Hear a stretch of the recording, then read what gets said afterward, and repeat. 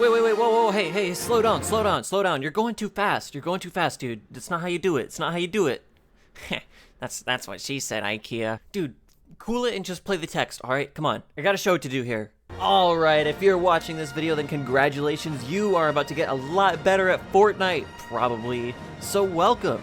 Star Wars Fortnite is here, and that means Gen X is coming out of their caves to shred you nerds. Following Star Wars Fortnite, the map and loot pool has seen a massive shakeup, including but not limited to every gun is a blaster, laser swords, lightning, even TIE fighters and X-Wings. Something tells me that this is just the start, but this is a short season, so we have some important information for you. Without further ado, yes, that's how you spell it, welcome to Where Should You Drop in Fortnite Galactic Battle.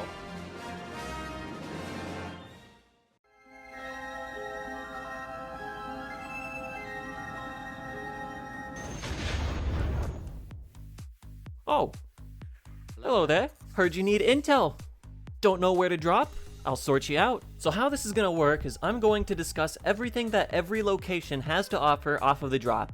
Hopefully after that you'll be able to tell whether or not you're gonna be dropping at these POIs. So let's go over to the holo table here. Let's take a look at this graph. Look at this graph! Fascinating, isn't it? Starting from the bottom, these locations are a lot less likely to be contested. And all the way at the top will be areas with plenty of enemies to fight once you land. As we go along and discuss pros and cons of every location, I'm going to give it my own rating, but I'll let you decide whether you're going to drop there or not. So get ready everybody, because we have got a lot to go over. How did you end up here? Dude, I frequently forget that this location is even on the map. I'm not gonna lie, this is my first time going here, and I gotta say, there is not much going on and there is very little traffic. Which, depending on how you look at it, can be a good thing. One outlook I at least had on this location is its position next to Outpost Enclave, which in itself can be dangerous because of the X-Wing that may be in the sky, but you can use the location of Kappa to cut off incoming enemies that just won fights at the Outpost. Outside of that though, I don't think any cars spawn here, and there's just enough loot to call it a named location. I won't be dropping at this POI, 5 out of 10.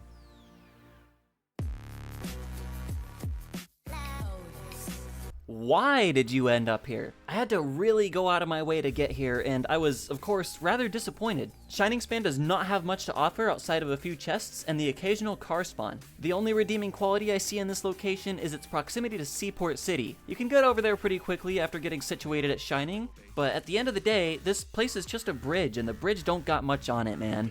4 out of 10.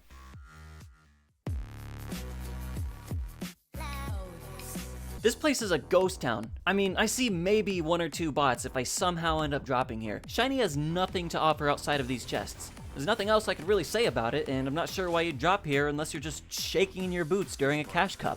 1 out of 10.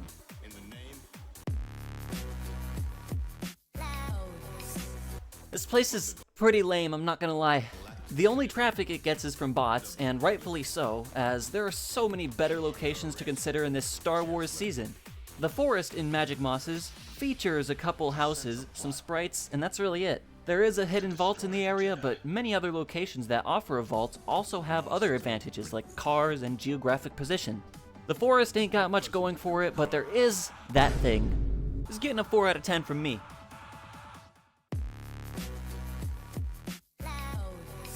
If you feel like playing like a little rat, then this could be a good option for you.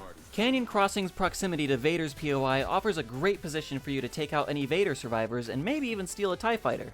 I only really see bots dropping here, so you should be able to have a quiet start while you set up. I only found 1 car spawn in this POI, and you might want to grab it, as the geography surrounding this area is a little troublesome with some cliffs and streams of water cutting you off. I would use this place to load up, get a few picks, and get to the circle. 6 out of 10.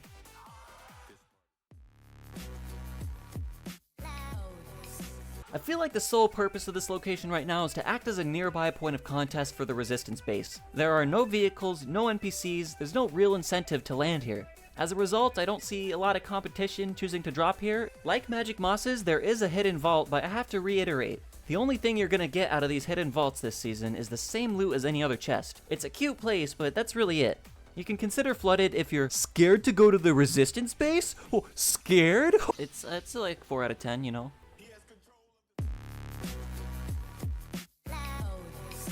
Foxy is low pop. I mean, it's low pop. It's like the knockoff 2B2T servers kind of low pop, at least in my experience. But the low competition means you get to load up on all the slurp barrels and the slurp truck in the area, while likely being able to grab a car as well. Foxy has a great centralized location, but I feel like there's something about these locations with a lot of water that kind of turn people away. In short, Foxy can be a good option for you if you're trying to have a quiet start, fill up on shields, and leave with a car. 7 out of 10.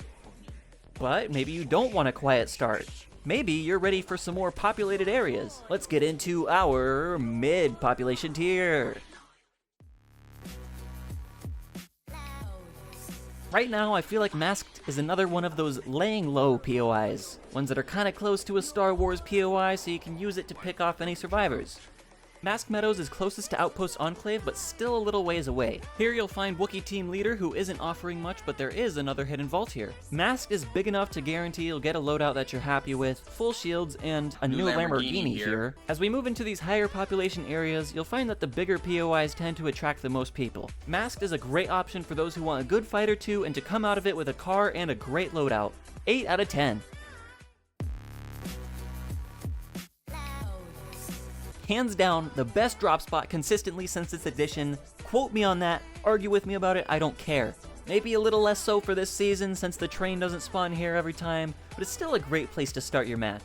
While recording for this, I actually realized that an X-Wing can spawn just northwest of Brutal, so definitely be mindful of it if you're not going to be grabbing it. I feel like Brutal tends to fly under most people's radars, so this is a rather quiet spot in our mid-population section, where you can load up on shields at the mending station, or the abundant slurp barrels. Grab almost every chest to yourself and take off in a new Lamborghini here. I'm a big fan of dropping Brutal and immediately going after that First Order medallion to the northeast. This is a goated location, 10 out of 10.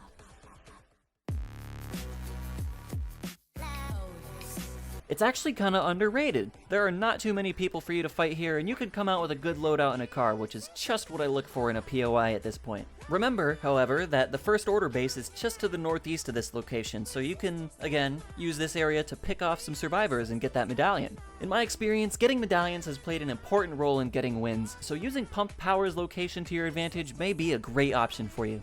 8 out of 10.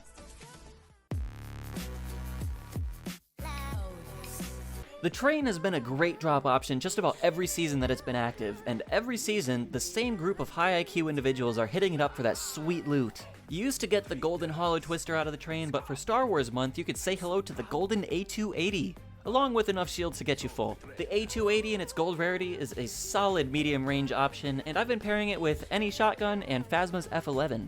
If you need anything else that you didn't get from the chests on board the train, you're free to ride it until you get somewhere that you'd like to get off.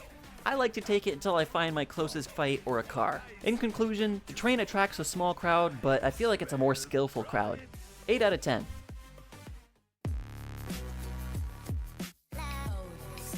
I didn't play much last season, so I missed out on what was going on here, but I gotta say, this place is pretty cool. But in terms of any practicality, I don't see any point in dropping here. It's actually a pretty darn small place, and you'll be lucky to walk away with a decent loadout. There are no vehicle spawns to my knowledge, no NPCs, so I'm just kinda left wondering why this POI is even still here. At least it's a nice vibe spot. I'ma give it a 4 out of 10.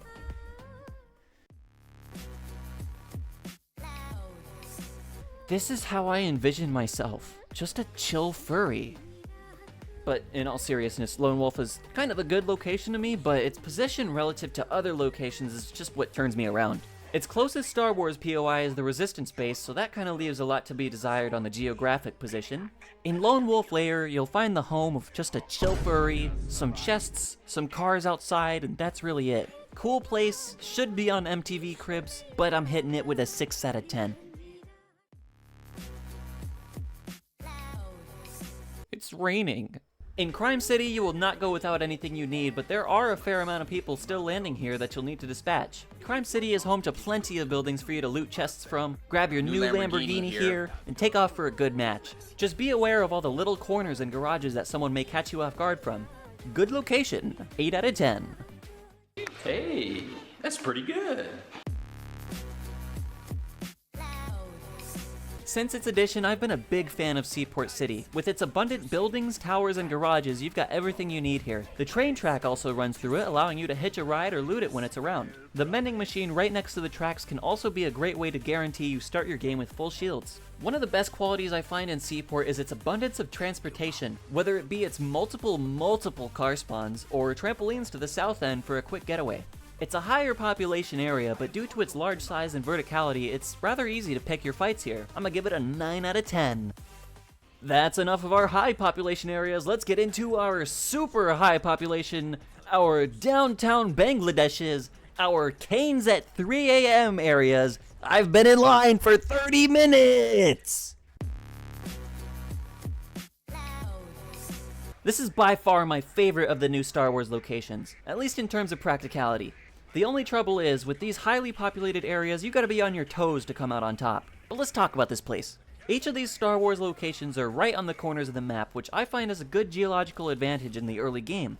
The base sits atop a snowy mountain, offering great positioning potential during fights. So it turns out there are actually 3 TIE Fighter spawns at this POI, and it's not a bad idea to grab these in order to take out Captain Phasma, who was already an easy fight, earning you a powerful and almost essential pairing of her mythic F11 and medallion, which enhances blasters. If you're fighting on the ground here, be aware of the First Order stormtroopers who will quickly gang up on you.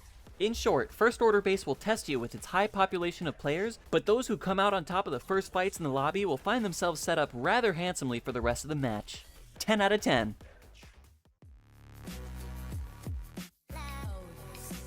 I like the idea of it, and it's pretty. That's about all the nice things I have to say about the Resistance base. My problem with this place is that you are going to get into a lot of fights off the drop here. It's a very compact space, and these Star Wars locations are the most attractive to everyone right now. There are no medallions here, multiple NPCs are found here, including Poe Dameron, Hope, and Jones, but nobody is offering anything super important outside of quests. In summary, you can come here if you want to grab an X-Wing or get into a 15-player fight, and I'm going to go ahead and give it a 5 out of 10. But perhaps your skills have doubled since the last time you met Darth Vader. Probably the most chaotic fight of every lobby this season is dropping at Vader's place. This place is dangerous. Darth Vader is a killer with his abilities, and with his legion of stormtroopers, anyone who isn't properly equipped is sure to be destroyed. But if you do beat him, guess what you get? Your grand prize for surviving the players, stormtroopers, the TIE Fighter in the sky, and him? Lightsaber. Oh, but this one you can throw. Oh, 999, 1,000 damage, my friend. If you can win a lot of fights in the middle of a cesspool and you really want that lightsaber, hey, be my guest. 7 out of 10. But otherwise, you could try another location.